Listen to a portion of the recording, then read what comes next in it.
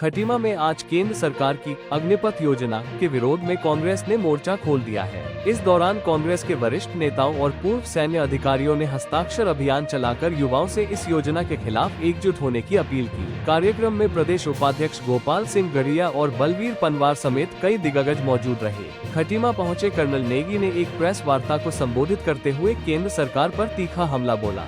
उन्होंने कहा कि जब से यह योजना लागू हुई है, कांग्रेस पार्टी लगातार सड़क से सदन तक इसका विरोध कर रही है। कर्नल नेगी ने अग्निवीर योजना को युवाओं के भविष्य के साथ एक बड़ा अन्याय करार दिया। कर्नल नेगी का बयान आया कि 4 साल की अल्पकालिक सेवा के बाद युवाओं का भविष्य अंधकार में चला जाएगा। इससे न केवल युवाओं में असुरक्षा की भावना बढ़ रही है, बल्कि स्थायी रोजगार के अवसर भी खत्म हो रहे हैं। ये योजना सेना की पारंपरिक मजबूती, अनुभव और उसकी दीर्घकालिक दक्षता पर भी गंभीर सवाल खड़े करती है। वहीं कर्नल नेगी ने उत्तराखंड का जिक्र करते हुए भावुक अंदाज में कहा कि यहाँ के युवाओं के लिए सेना सिर्फ एक नौकरी नहीं, बल्कि उनकी परंपरा और सम्मान का प्रतीक है। अग्निवीर योजना इस गौरवशाली सैन्य परंपरा को कमजोर करने का काम कर रही है। इस मौके पर विचार मंच बुद्धिजीवी प्रकोष्ठ के आरपी ध्यानी भी उपस्थित रहे।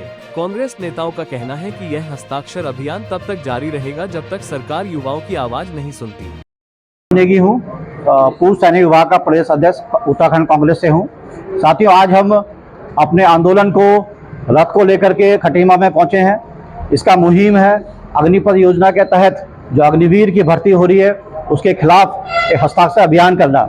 ये हमारा प्रदेश व्यापी आंदोलन है जो हम सभी जिलों में जा रहे हैं।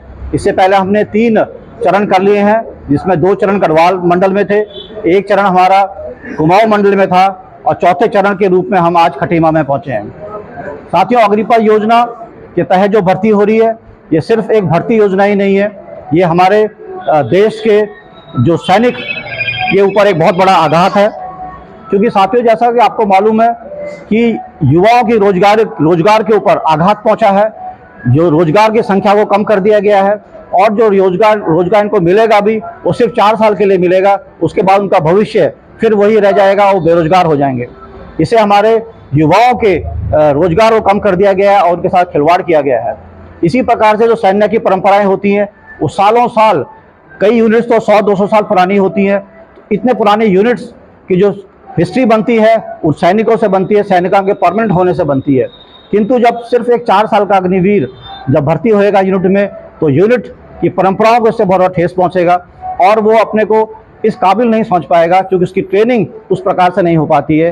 ये अग्निवीर ट्रेनिंग सिर्फ 6 महीने की होएगी, जबकि जो रेगुलर फौजी की ट्रेनिंग कम से 1.5-2 साल की होती है और उसके बाद उसको निरंतर ट्रेनिंग दिया जाता है। इस प्रकार सेना की परंपराओं को बहुत बड़ा इसका आघात पहुंचेगा। और सबसे बड़ी बात है साथियों कि जब एक कॉन्ट्रैक्ट में दिया गया सैनिक जो अस्थायी रूप से रहेगा अपने देश की सुरक्षा के लिए, मैं नहीं समझता कि वो कामयाब हो पाएगा, क्योंकि उसका हमेशा भविष्य अंधकार में है।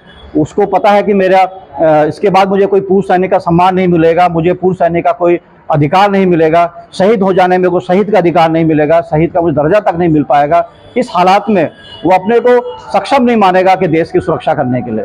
आज एक तरफ हमारा पूरा देश जो है, जो हमारा बाउंड्रीज हैं वो बहुत सेंसिटिव हो रखी हैं।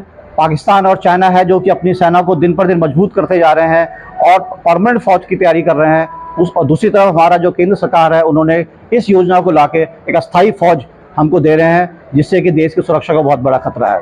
धन्यवाद साथियों। राजनीति हो या क्रिकेट, देश विदेश की ब्रेकिंग हो या आपके मोहल्ले की बड़ी खबर, सब मिलेगा एक ही ऐप में, सबसे तेज और भरोसेमंद। अभी डाउनलोड करें दैनिक भास्कर डिजिटल।